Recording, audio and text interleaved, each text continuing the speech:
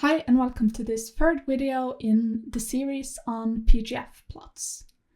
In this video we are going to go through some other plots contained in the PGFPlots package.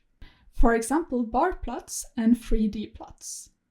So before we start, remember that we need to install the PGFPlots package into the preamble by using use package PGFPlots. Okay, so we are going to start by creating a bar plot. And the start is just the same as for the standard plot. We start with begin text picture.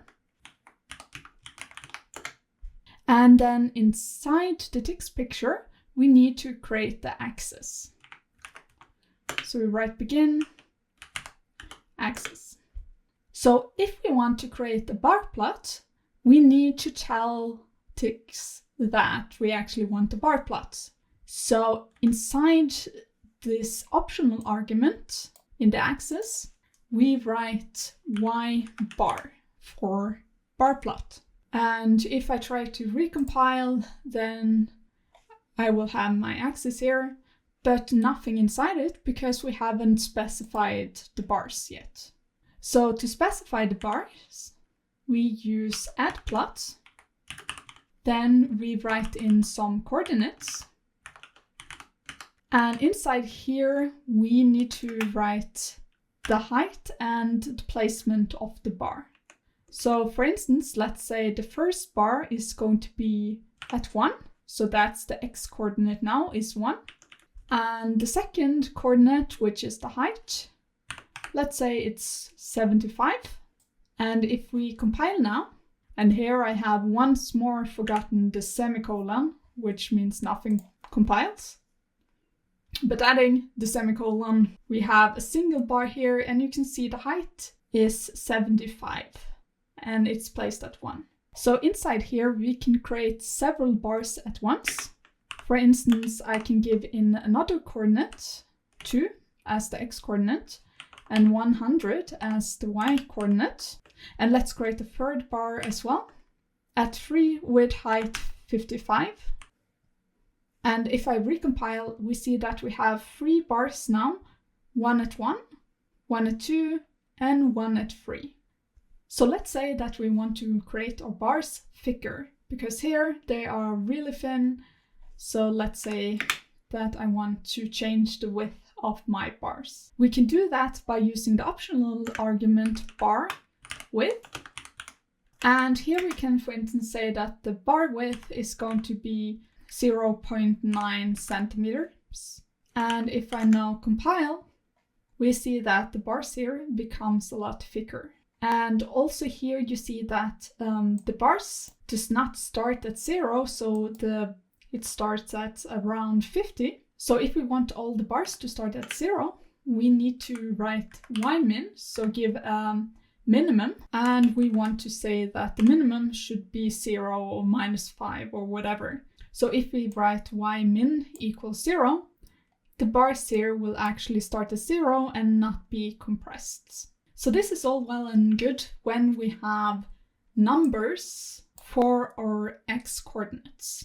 But often the x coordinates are not numbers, they are different categories. For instance, if we have 4 quarters in the year, we have quarter 1, quarter 2, quarter 3, quarter 4, and so on. And for instance, you have the category of male and female, and so on. So often we do not really want numbers, we want categories.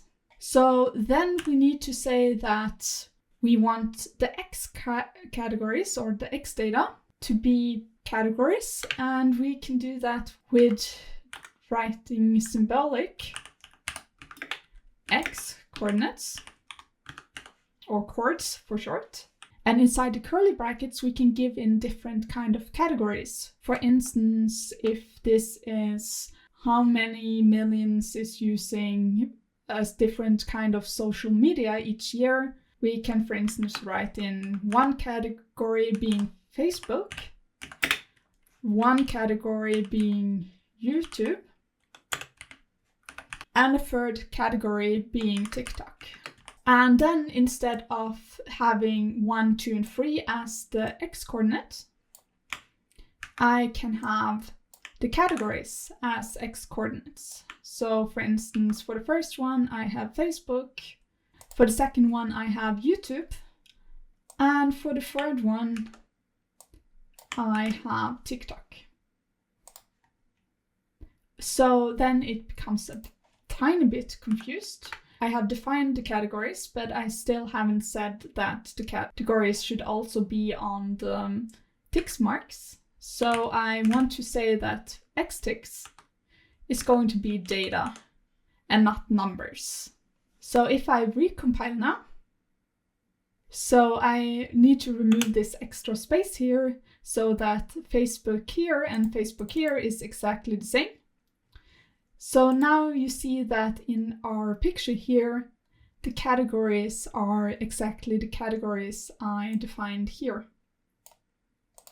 So this is one of the basic plots, but we can also have different categories. So let's say that we want to have male versus female users of these 3 platforms. Then I can just copy it and add one other add plot coordinates. And if I recompile now, you see that we get a copy on the right side of the plot and the left side. So here we have some red bar here compared to the blue bar here in the original. Another thing that's a bit problematic is since we changed the bar width, you see that the bar here goes outside where the plot begins, and the same is true here. So we need to shift the plot a bit. So what I'm going to do to fix it, either I can just remove this bar width being 0.9 centimeters like this, and then it fits perfectly when I just remove it. Or I can just enlarge the limits by writing enlarge x limits by, for instance, 0.3 here. And if I now compile, you see that all the data is inside the plot and not outside. The final thing I want to say is that here we have 2 different categories of plots, and we can add legends to them by exactly the same way as we learned in the previous video by using legend. And let's say the categories are male, female, or whatever. And if we compile now, we see that we have male is blue and female is this red color in the plot. Okay, so this was how to create a basic bar plot. There are several different settings and things you can do as well in the documentation that we linked below. Another kind of plot we can create using the PGFPlots are 3D plots. And again, we start always the same way by using begin text picture, begin axis.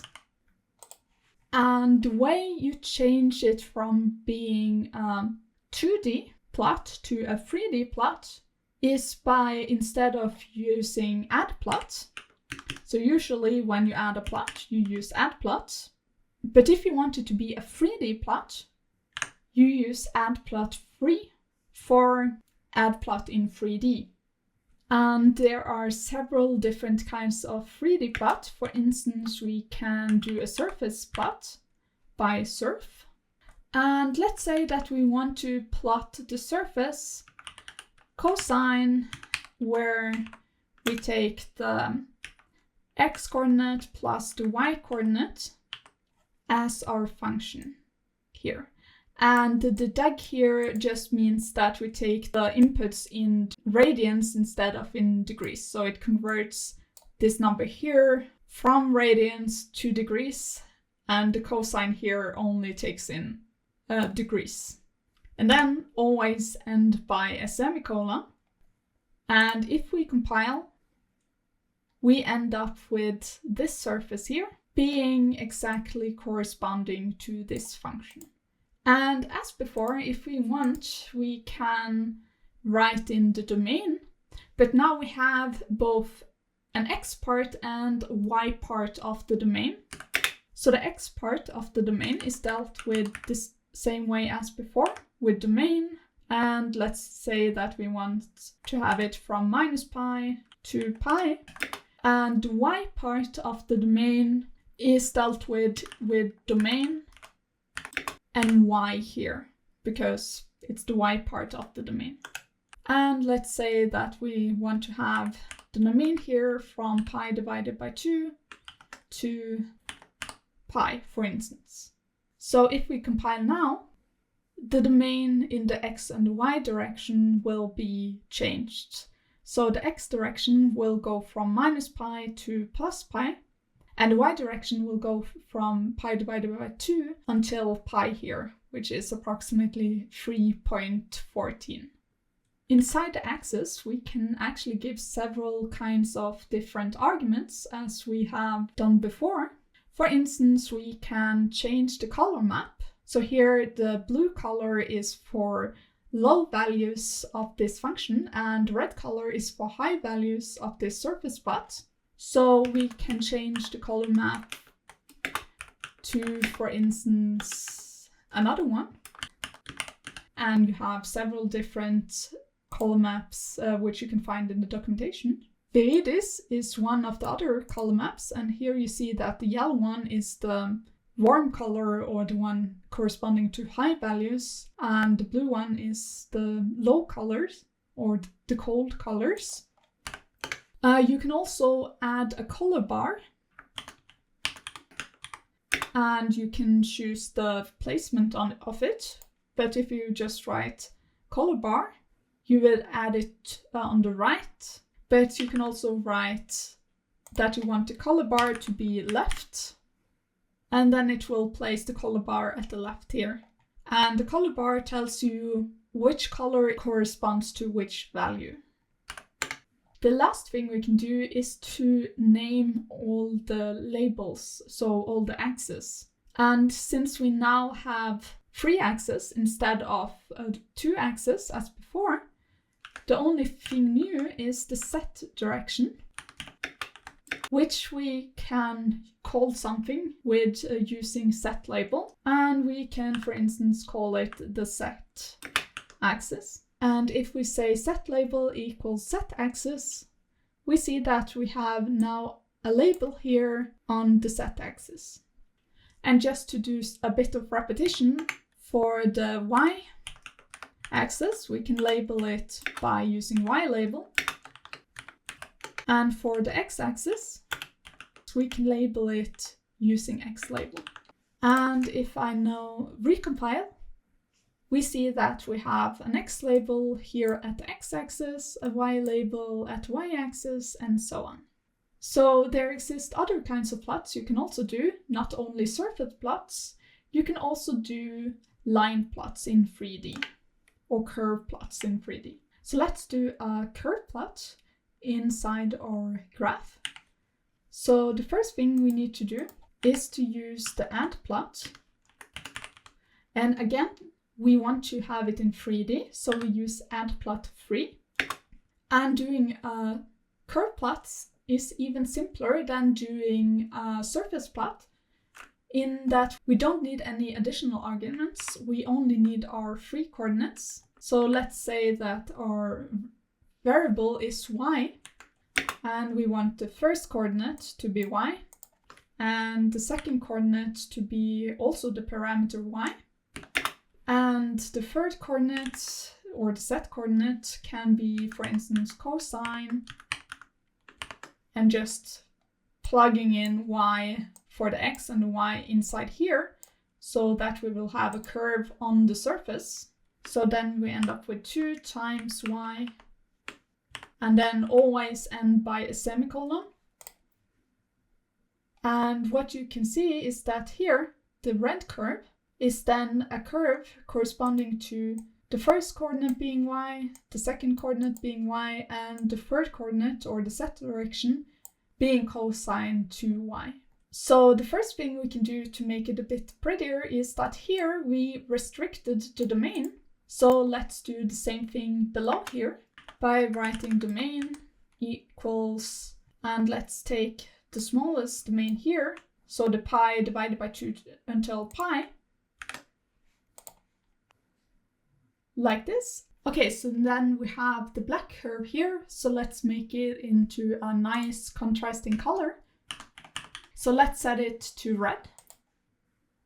So now you can see the red curve here. And the next thing is that you can see it's a bit chunky, so it's not very smooth. And as in the last video, we can set the number of samples to make it more smooth looking. So for instance, let's take 100 samples here. So then it needs a bit longer time for compiling, but then it becomes a bit smoother. So this was basically what I wanted to say about different kinds of plots. So here you have learned how to do 3D plots, and here you have learned how to do 3D plots, and also how to do bar plots with just changing the optional argument here to y bar. Okay, so this was it. So see you again in the next video.